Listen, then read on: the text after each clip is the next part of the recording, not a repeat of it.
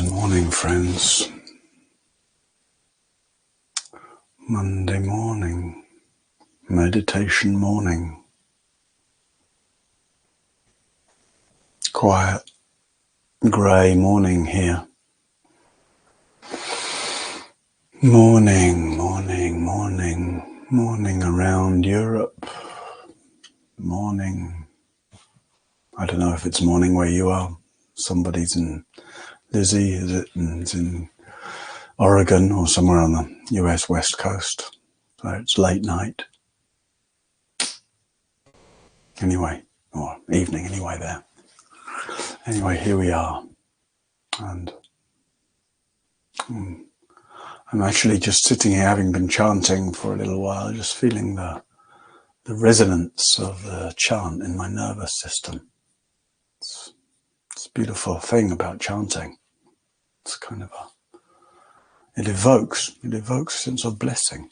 It evokes chanting very directly, kind of activates the heart, sense of devotion, love, commitment, wonder, gratitude, beautiful qualities.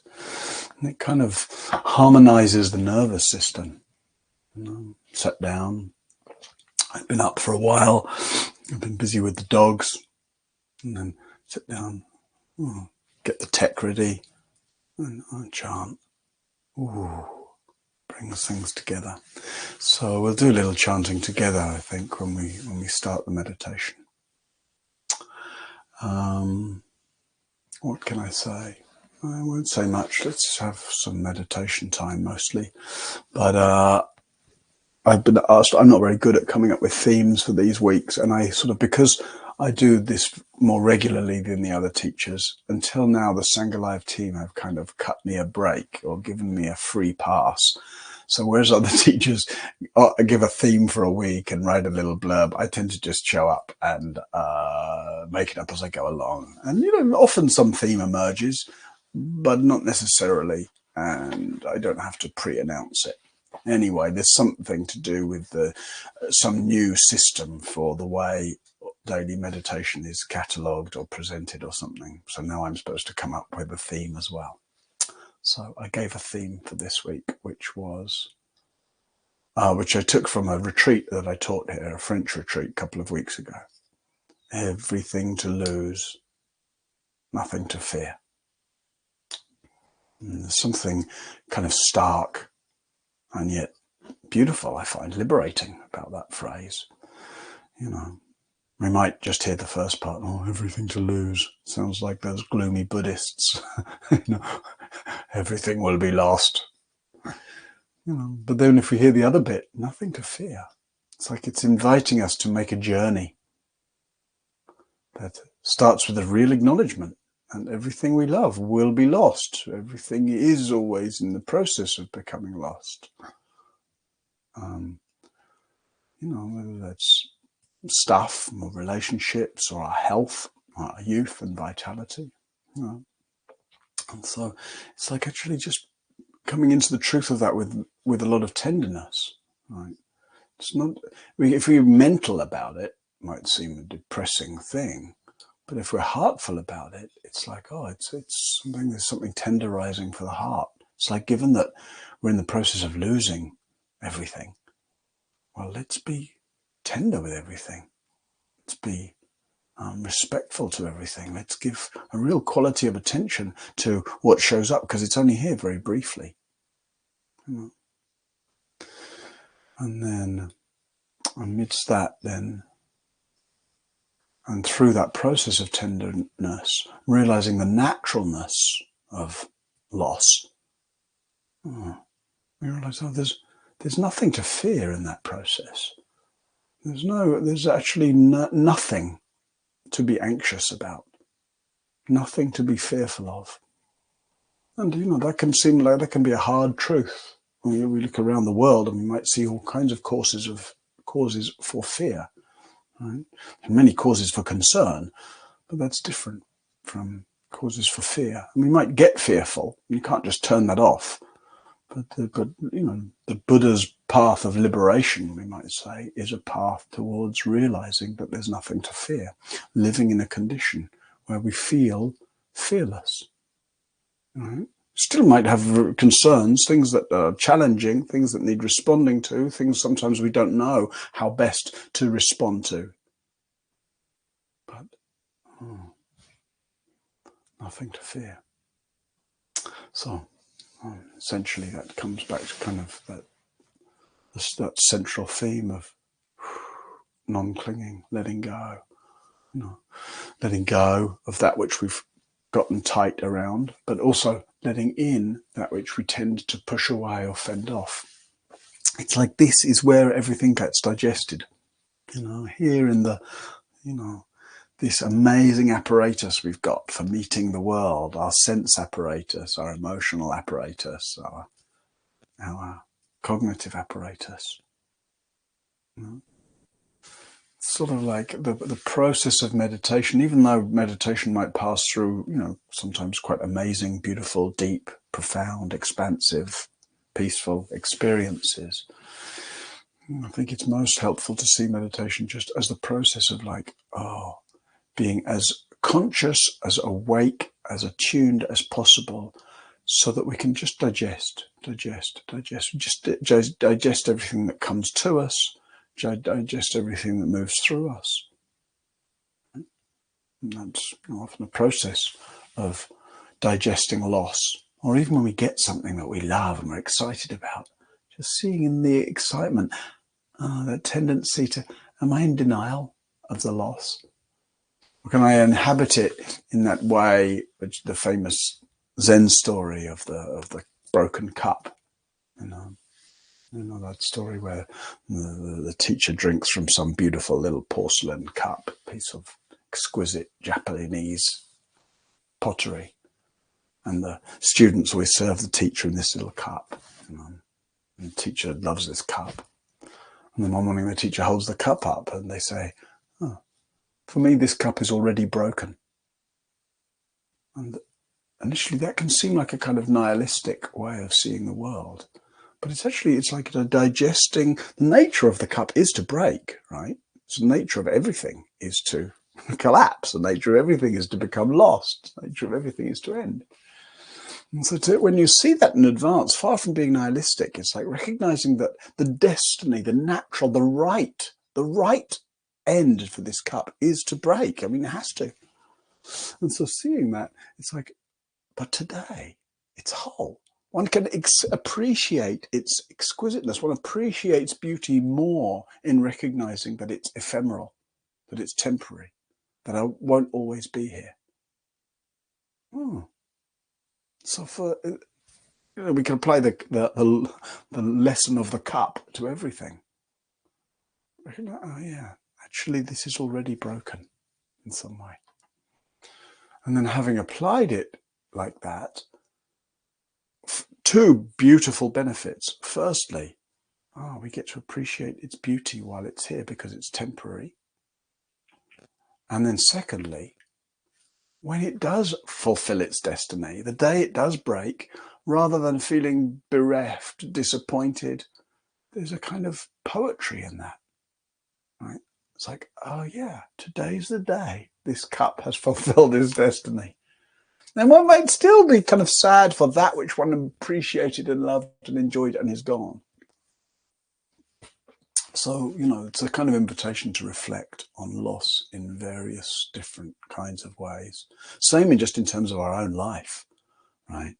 It's like this vessel is already, it's on its way to its certain demise or death, And how easily we fret about aging, about, the physical degradation of ourselves, looking older, or feeling older, or losing our muscle tone, or becoming wrinkly, or etc., etc.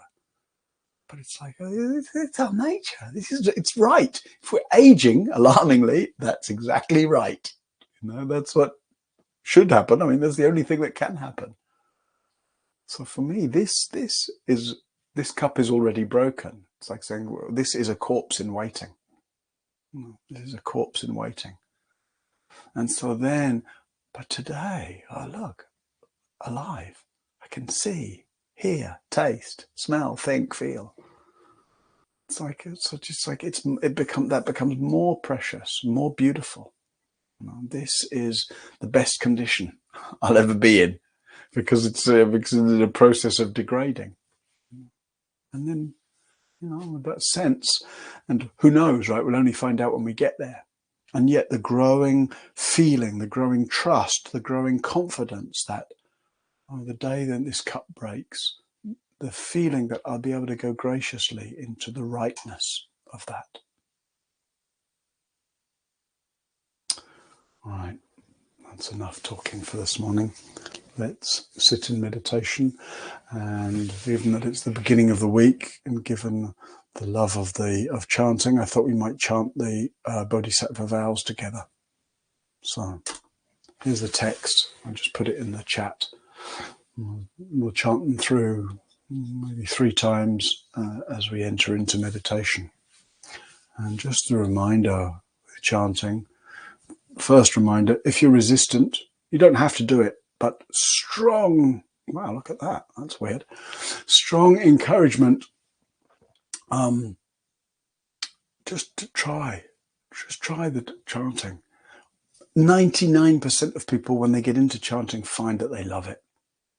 So the encouragement just to move through the resistance, because it would be a shame to miss out on just the physiological benefits. Voice opens, nervous system harmonizes. To miss out on the benefits for the heart. If you feel uncomfortable with the words, though, you could just chant ah, and relax your throat, relax your chest, relax everything. Just let the sound do its work. You'll get a lot of the benefits that way. But then there's also that sense of aligning, right, through the words and the meaning with generations of other practitioners who, like us, have kind of lent their heart into this sense of appreciating the deep, the true, the beautiful. So, a little chanting together and then some meditation. Countless are living beings, I vow to row them all to the further shore. Countless are the poisons, I vow to purify them all. Countless are the teachings, I vow to understand them all. Countless are the blessings, I vow to bow my heart to them all. I know the road is endless, I vow to walk it to the very end. Yes, though the road is endless, I vow to walk it to the very end. Om Ahum Vasaguru Pamasidi Hum. Om Ahum Vasaguru Pamasidi Hum. Countless are living beings, I vow to row them all to the further shore. Countless are the poisons, I vow to purify them all. Countless are the teachings, I vow to understand them all. Countless are the blessings, I vow to bow my heart to them all. I know the road is endless, I vow to walk it to the very end. Yes, though the road is endless, I vow to walk it to the very end. Om Ahum Vasaguru Pamasidi Hum. Om Ahum Vasaguru Pamasidi Hum. Countless are living beings, I vow to row them all to the further shore. Countless are the poisons, I vow to purify them all. Countless are the teachings,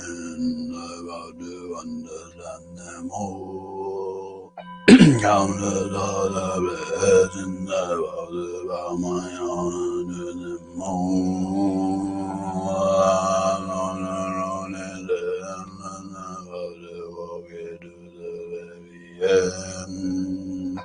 I know the road is and I'm about to walk into the very end. No more,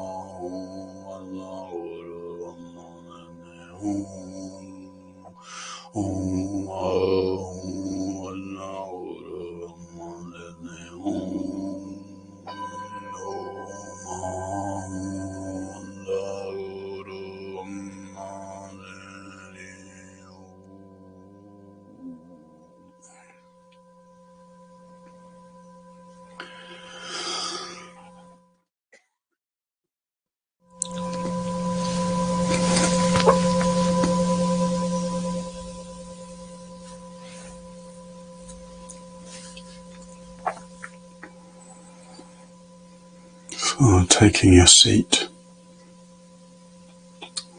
in this broken cup, and just really letting yourself feel the very ordinary miracle, body full of life,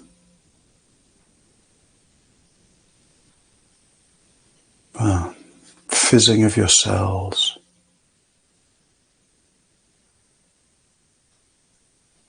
the ordinary miracle of sitting,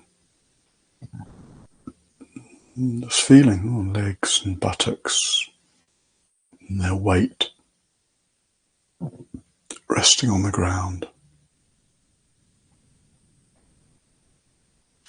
the uprightness of your spine, and that sense of dignity, verticality.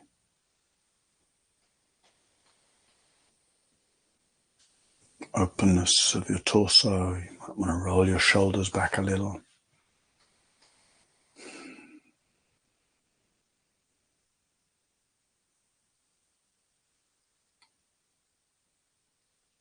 The naturalness of breathing, coming and going, all by itself, effortlessly.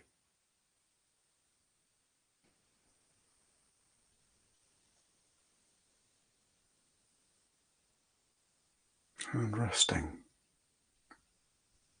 Resting the muscles in your face. Relaxing your eyes and jaw.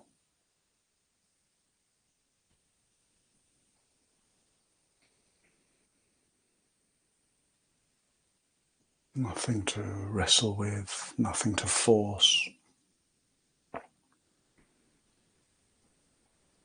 You're already here.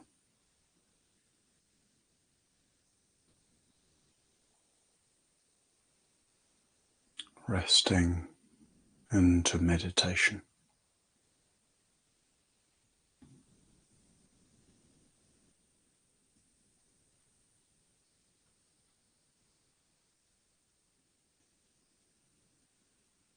Resting into presence.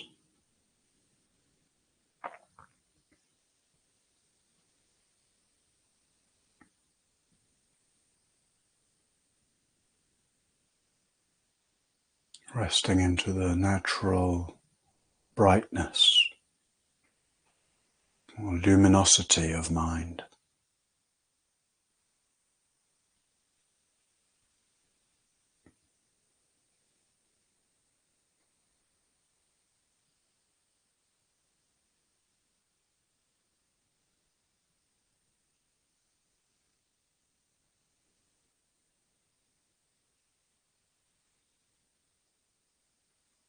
Resting into this breathing body.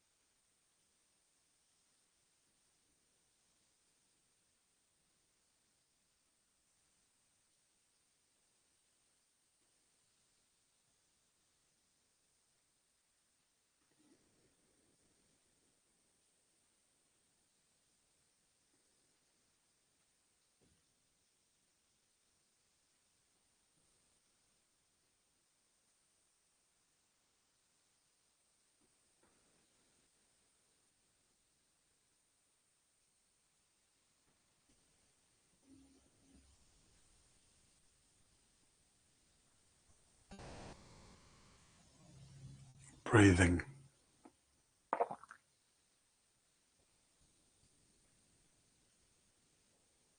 And yes, the ordinary miracle of breathing.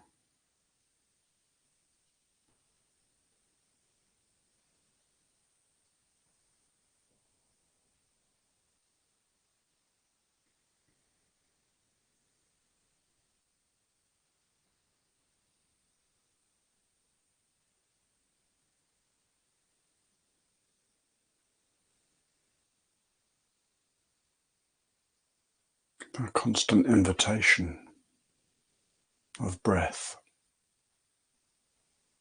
to relax.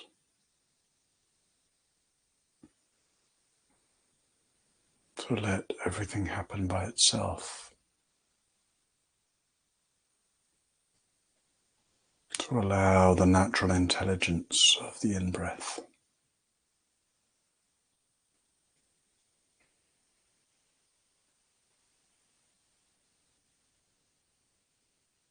Swelling the torso, oxygenating the cells, inflating the lungs,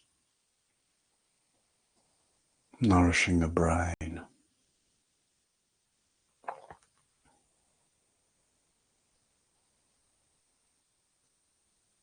Supporting the whole organism.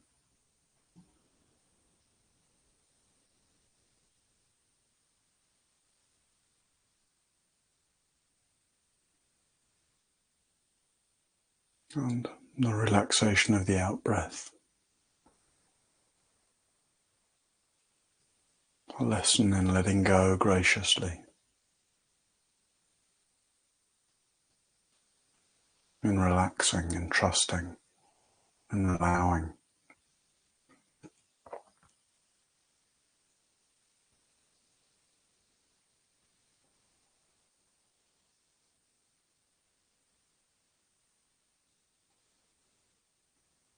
Breathing, teaching us how to live graciously.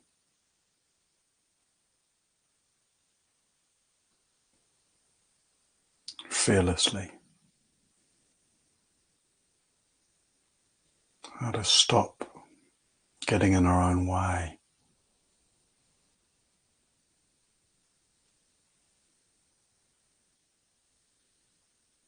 How to dissolve effort and resistance.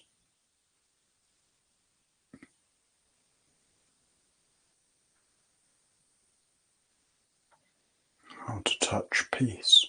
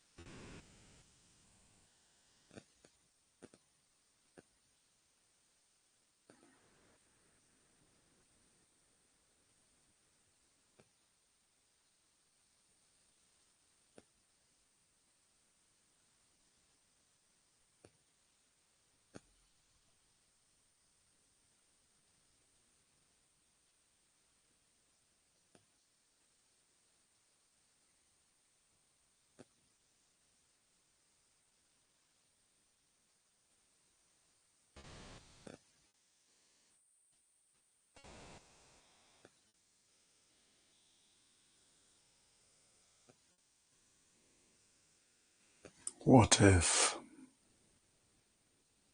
just for these short few minutes, what if nothing else mattered? All your stories, memories, imaginings, concerns. What if you just really, really, really left them alone? If you let your thought life do whatever it does without giving it any concern, without investing in it any energy. What if for these few moments you let all that mattered be a miracle of being here? If you let yourself pour all of your attention, all of your intention, all of your heart into this ordinary miracle.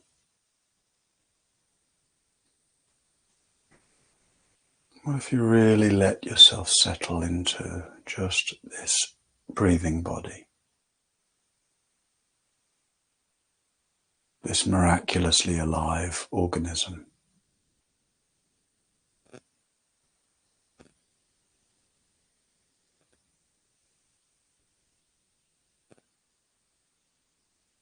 This luminous consciousness.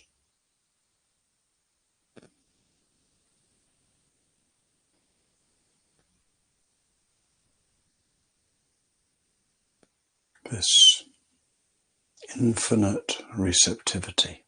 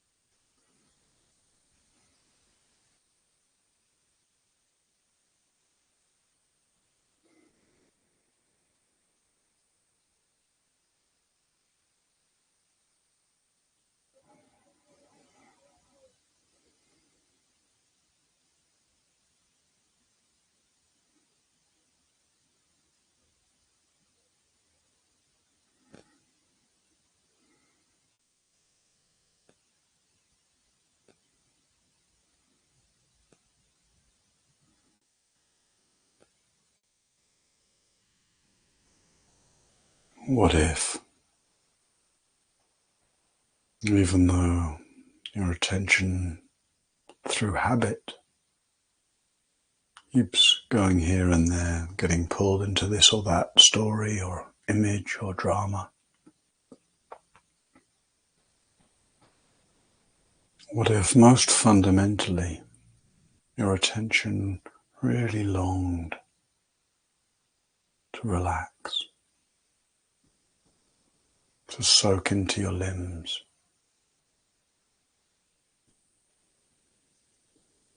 to really be here where you already are?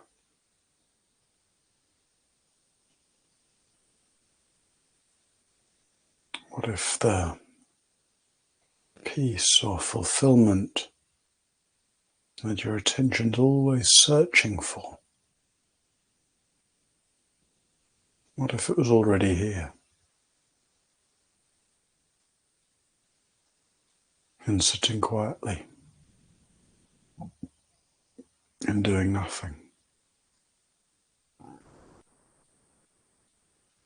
and absorbing the whole world?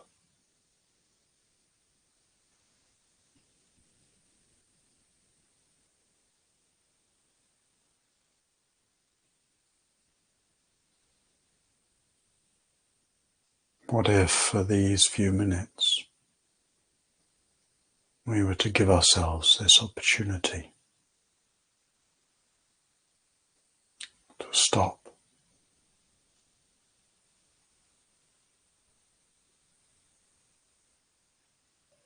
to settle,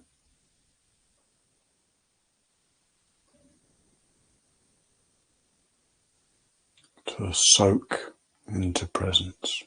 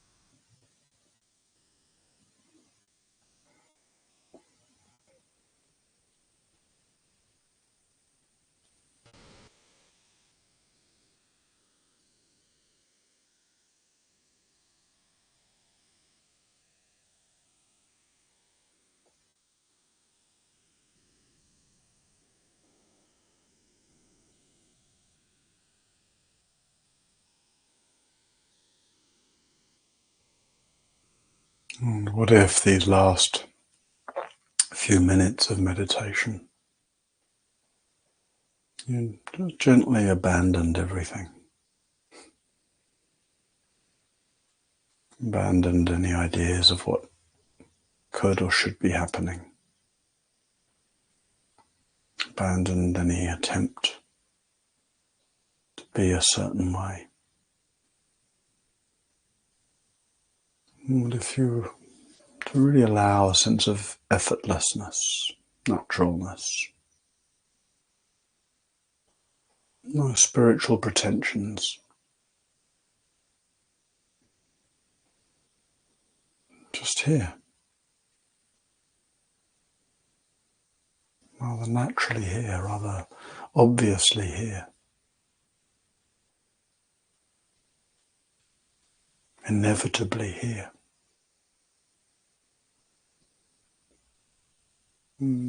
Whatever your state of mind and whatever body is like, just consciously here.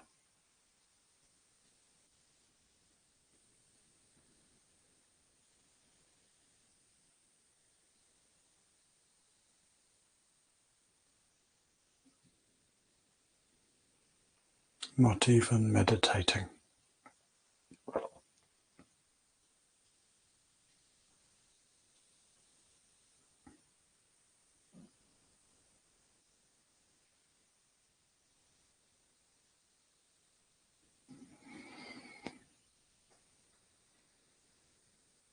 May we all become skilled in the art of loss. May we all become gracious in the face of suffering.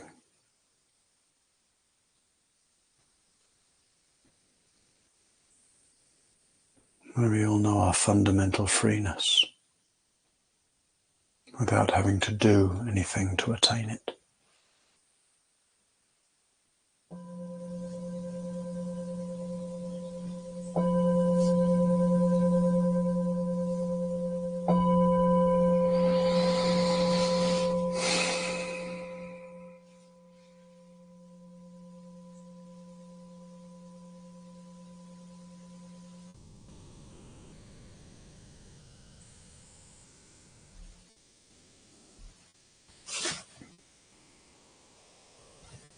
All right.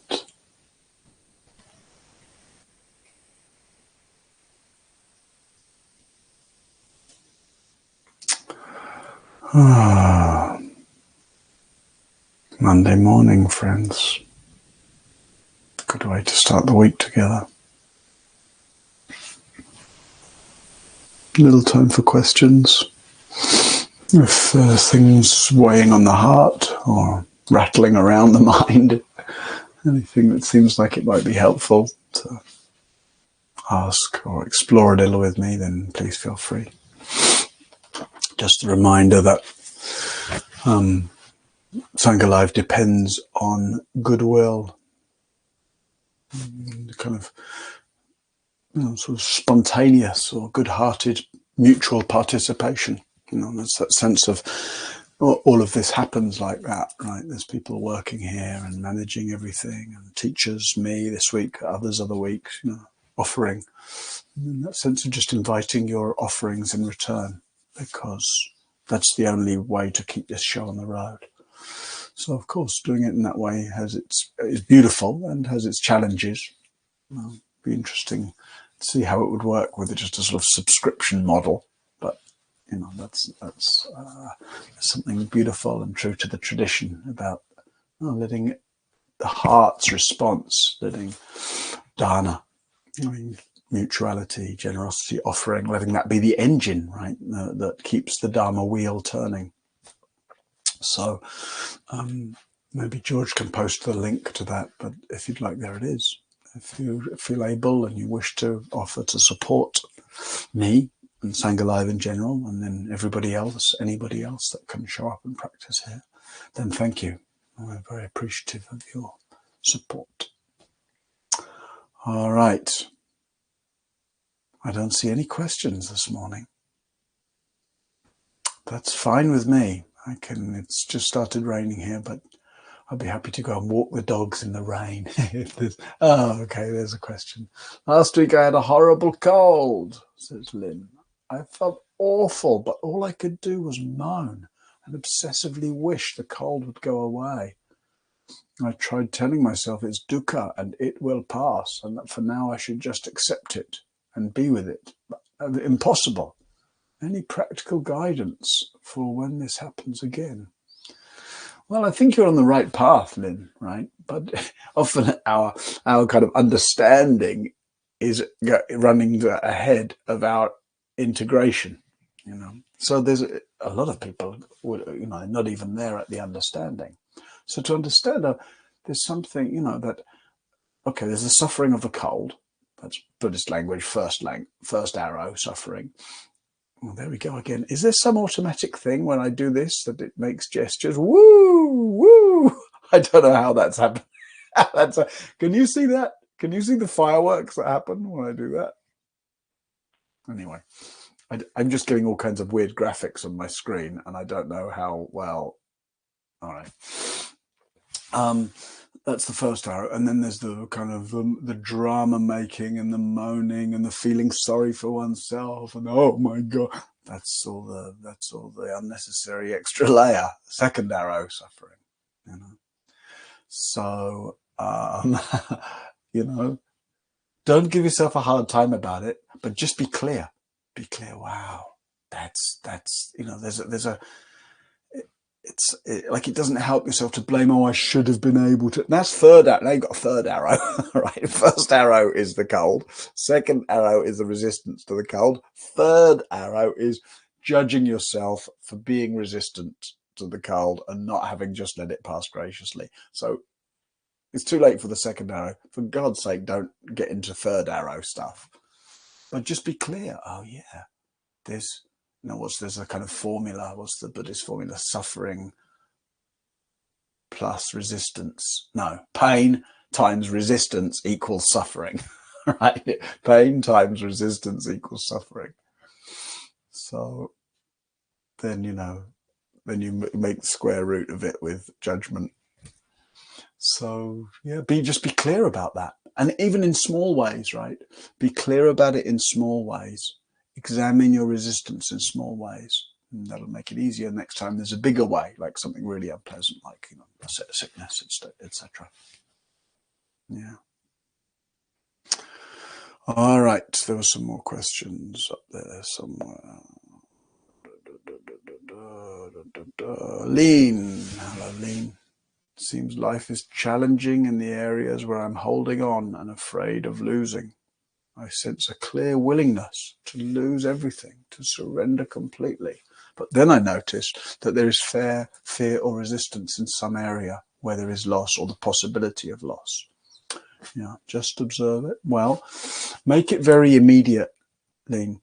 The idea, because it's a bit grandiose, the idea of, I feel that willingness, that sort of inspiration to completely surrender, to lose everything, to disappear, to run away to the monastery, to, and then that can feel very inspiring because it seems like then I would be free of all the complicated crap of my life, if I was to surrender everything. But there's a certain kind of escapism or a sort of disillusioned fantasy with that. So make it just real moment. What just in this moment, what might I be holding on to, and what can I surrender? So it's like, on the one hand, we might call it surrendering completely. Just in this moment, what is it to surrender completely? Without projecting that onto a life of surrendering completely. It's too complicated to have to live a life of surrendering completely. So rather than going to the grandiose and the big picture, keep it rather immediate picture. Where's there any tightness now? How might that soften? You actually you don't ever need to surrender completely in the larger scale of things. You only ever need to surrender just this, just this, just this. So I wonder if that, knowing you a little bit, and I wonder if that shift from the idea of surrendering completely and an inspiring and yet slightly abstract way might be better met with this sense of just a very ordinary tuning in right now. Okay. Maureen, when the mind is swirling around an interpersonal problem and will not settle, is a metta practice appropriate? Or is it better to lean into a concentration practice? Personally, I would say neither. I mean, either of those may help, feel free. But when you're swirling around an interpersonal problem, the details of the story are not, you're never going to, that's not going to work. Like you say, you just swirl. But so what's the emotion, Maureen, that is driving the swirling? An interpersonal problem is probably anger or resentment or confusion or hurt or jealousy or blame or all of the above, maybe. And it's like, just as you sit with it, then you're swirling about the story, what she did, what they're like, what he said, what I should have. Oh, and then rehearsing. When next time I see them, just what's driving that? Like I say, it's one of those things: hurt, blame, anger, resentment, jealousy, etc. In a sense of being unfairly treated, etc. Fantasies of revenge, whatever it might be. And just tending to, it's like letting yourself really let all those uncomfortable feelings, let that be your meditation, tending to them. And the metta, it's not so much about yourself or about the other person. Let the metta be directed to the feelings themselves, being gentle, tender, accommodating, allowing of hurt, anger, resentment, etc. So they can get digested. When you're no longer afraid of nor resisting those feelings, and that doesn't mean indulging in them, right? But just actually letting them get cared for. When you're no longer doing that, then the story will look very different. Then you'll just be able to see, oh, that's what the person's doing. That's what they're trying to get or what they're interested in. And this is what's going on with me. And then the story is no longer being turbocharged by difficult emotions. All right. All right. All right. Let's see if I can make fireworks again. No? I don't know what made them happen the first time, but it would be good if I could actually do them at will instead of them coming in some random moments. But there we go. All right, friends. So we'll leave it here for today. Yeah. Thank you for your presence, your practice, try 2 thumbs up. Someone says no. Oh, there we go. That's how we do it. Thank you. Who knew that? How did they know that? Madeline, thank you. Very good. All right. All right. Take care, friends. Go graciously through the day. See you tomorrow.